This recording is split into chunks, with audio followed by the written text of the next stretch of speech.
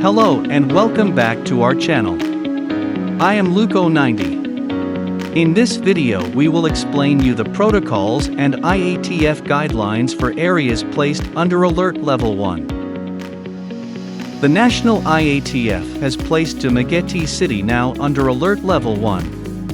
Other municipalities of the province remain under Alert Level 2. Based on the National IATF guidelines, the following are the protocols to be observed under Alert Level 1. Protocols on the operational capacity of establishments. All private offices and workplaces, including public and private construction sites, may operate at full 100% capacity. However, they may continue to provide flexible and alternative work arrangements. Agencies and instrumentalities of the government shall likewise adhere to 100% on-site workforce. Establishments are no longer required to set up isolation facilities within the workplace. Protocols on public transportation. Public transportation shall be at full seating capacity. For intrazonal and interzonal travels involving public land transportation between an area with higher alert level classification and an area under Alert Level 1, the passenger capacity shall be that which has the lower passenger capacity rate between the point of origin and point of destination. For aviation, maritime and rail public transport operating in and out of Alert Levels 1 areas, the passenger capacity will be at 100%. Use of acrylic and/or plastic dividers in public transportation shall not be required. Use of the Safe, Swift and Smart Passage (SPASS) travel management system shall not be required for interzonal travel to areas under Alert Level 1. Protocols on health protocols in establishments. Well-fitted masks should be worn properly at all times, whether outdoors or in indoor private/public establishments, including public transportation. Except when participating in team and individual sports in venues where ventilation standards can be maintained. Use of health declaration forms/paper-based contact tracing shall not be required for all agencies and establishments. Digital contact tracing such as the STASIFA.ph application is optional for all the agencies and establishments. Use of foot baths, disinfection tents, misting chambers, or sanitation booths for preventing and controlling COVID-19 transmission are not recommended. Temperature checking prior to entry in an establishment may be optional. The Safety Seal certification program of the national government to show compliance with minimum public health standards is optional. Protocols on COVID-19 testing. Testing protocols shall be implemented, consistent with national guidelines, for individuals who are unvaccinated or have higher exposure risk. Testing using RT-PCR shall be recommended and prioritized for Priority Group A2, persons above 60 years old. Priority Group A3, persons with comorbidities. Priority Group A1, healthcare workers. Testing shall be optional for other groups not stated above. Testing shall not be recommended for asymptomatic close contacts unless symptoms will develop, and should immediately isolate regardless of test results.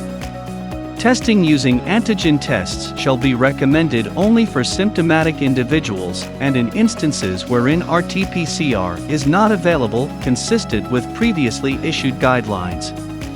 Updated quarantine protocols for incoming international travelers shall be consistent with IATF Resolution No. 160AB, and updated isolation and quarantine protocols for the general public, healthcare workers and authorized sectors shall be consistent with DOH Department Memo No. 2022-0013. Protocols on COVID-19 treatment.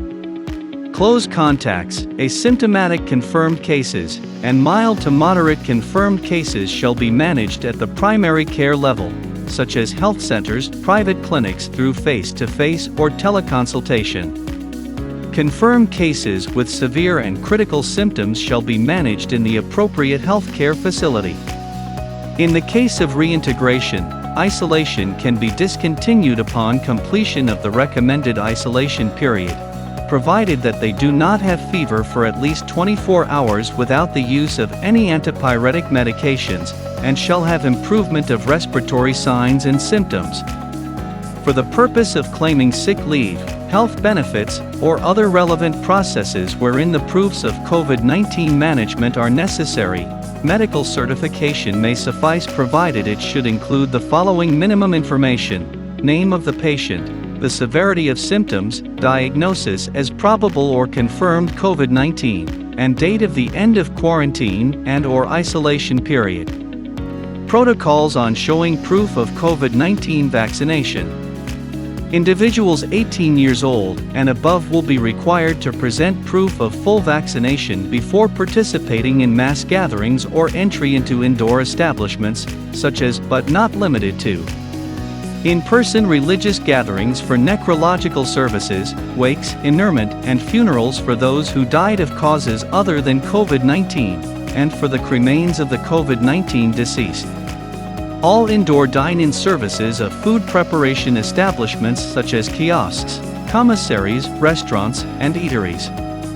For outdoor or alfresco dining and takeout channels, no proof of full vaccination is required.